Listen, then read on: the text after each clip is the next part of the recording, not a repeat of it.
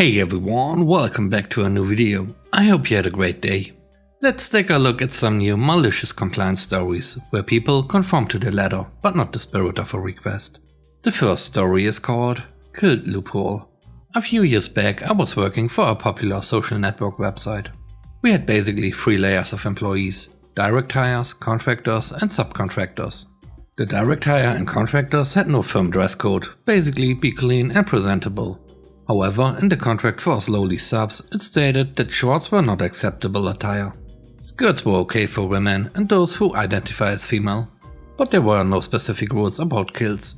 I asked my direct supervisor about this loophole, as it was Texas in the middle of summer and there was no way I was wearing pants every day. He could not find anything about kilts, so I ordered a couple of utility kilts and started wearing them. My supervisor just grinned at me, knowing I was still technically complying with the dress code. The first few days I got looks, shackles, compliments and high fives. After a few weeks I was known as the guy in the kilt. One bonus to this whole situation was that I normally have a small belt knife, even though the building had a strict no weapons policy. When I wore a knife on my belt, even security thought it was part of a traditional getup, in Texas accent. It helps that I have a giant family crest tattoo on my shin and several Celtic style tattoos that are also visible when wearing a skirt. Years later and I have a few more kilts, and it's all I wear from spring to fall. Best compliance loophole I found in my personal life. The next story is called Better Safe Than Sorry. I worked retail, where the rules were to police ourselves when it comes to food items. Put your name on things, and most things got pitched on Tuesdays. Got it, easy. Worked beautifully for a couple of years until a new HR manager came in, guns blazing. The new rule included name and date on items. Anything without a date would be pitched. I was a packer, as in a lunchbox. I took this lunchbox home daily. On my floral lunch bag I had a lovely piece of lasagna to warm up. I dreamed of my lasagna. I finally got to my lunch, late might I add. I strolled to the second fridge on the right. My lunchbox was nowhere to be seen. I come to find it in the trash with too much nasty to retrieve on top of it. I was fuming. I had written my name many moons ago. I, however, did not write the date because it's a lunchbox. The date changes regularly. I storm into the HR office and tell them someone threw away my lunchbox. The new but very rude, high and mighty HR woman stated that per company policy, all items needed the date written on them each day. She printed off and highlighted the portion that says all items must say today's date. I thought to myself, okay, I can do that, and kept this form. On my lunch break I bought a new lunchbox, containers and a luggage tag.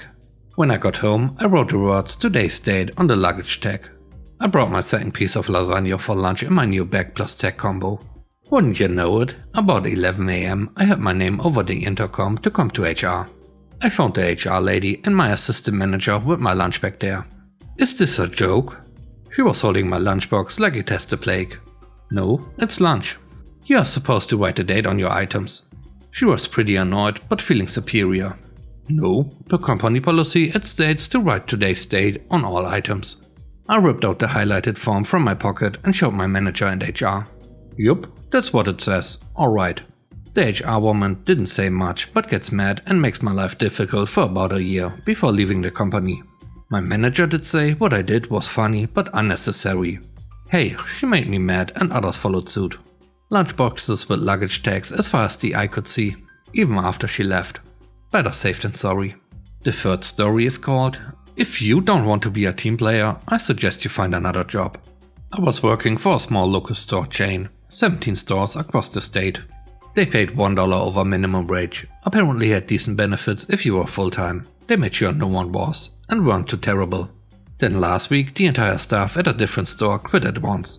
Didn't think much of it until our boss's boss came in and said he needed people to go cover that store. It was 42 miles away. Do we get any sort of raise or gas money? No, we don't pay you to drive to work. Will we work 8-hour shifts? No, you're all part-time employees. Of course, everyone started voicing their disapproval. Half of us don't drive at all and most share a car with a family member. We are making maybe 20k a year and now they want us to drive over 1 hour each way in traffic to work a 3 to 5 hour shift? The manager, director, got upset and said, I will be back tomorrow and expect 4 volunteers. If you don't want to be a team player, I suggest you find another job. So I did just what he suggested. I went online and found companies offering entry-level positions for several dollars an hour more, and some even had a signing bonus. I had 2 interviews set up the same day and ended up taking a warehouse job that paid $3 more and had a $1,000 bonus after 120 days. 2 other co-workers got a job there as well, and we are encouraging everyone at our store to apply. Apparently, the job market has gone crazy lately, but none of us were really looking, so we didn't realize we were underpaid. The last story is called Rush It. I own a body and paint shop in a city with a lower cost of living than the surrounding cities. Because of this, my prices are more reasonable than some other shops in the surrounding areas. I am very picky when it comes to my work. I have the mindset that regardless of what my customers are paying, within reason, I will take extra steps to make sure the end result is up to my standards. And I always include a warranty on my work.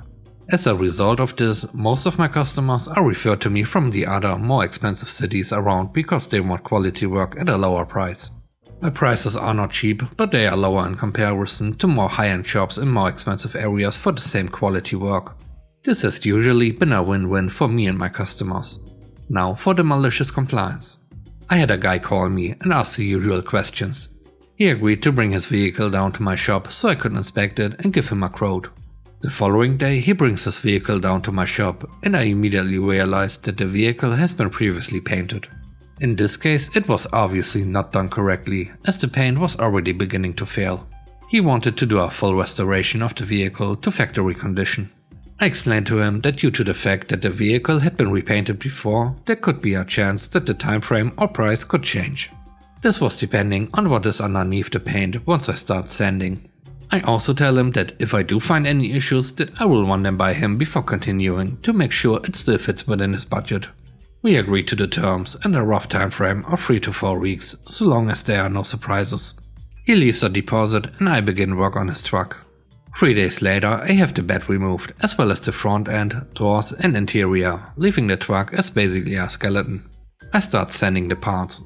After I start sanding and I get through the paint layers, I see that there's some previous body filler on the panels, which is normal on older cars, especially when they have been repainted.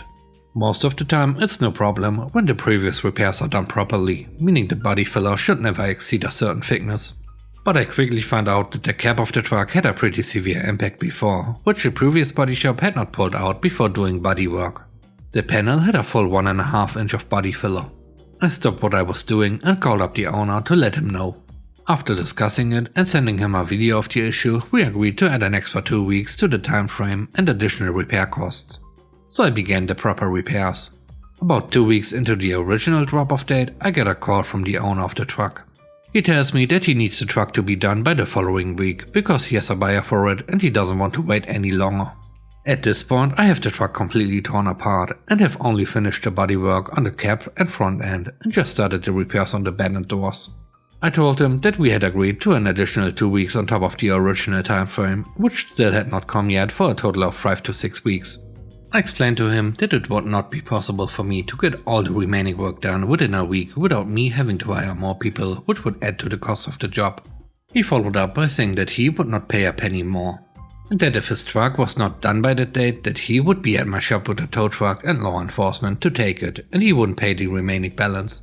Now I knew that he would not be able to get away without paying the balance, and that law enforcement would back that up, as in my state I am allowed to place a lien on any vehicle that has a balance on labor already performed, and agreed to by the customer, which he had. But at this point the customer has begun making threats and insults, so I tell them I would get the truck done on the conditions that the warranty would be void. I would not be responsible for any previous work done to the truck that may fail, and the outstanding balance would be paid in full on the day of pickup, and that the job would be considered complete.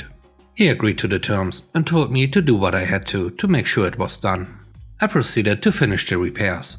I had started still doing them the way I should, but for the remaining parts I simply sanded the paint a bit and proceeded to paint the truck. Sure enough, the paint showed issues immediately, but the truck was finished on time. The owner comes to pick up his truck and is livid at the results and proceeded to call the police because he did not want to pay. The police arrive and I showed him the paperwork he signed, as well as all the text messages backing my explanation. The cops then tell him that unless he pays the balance he would be forced to leave the truck and pay storage fees until it was.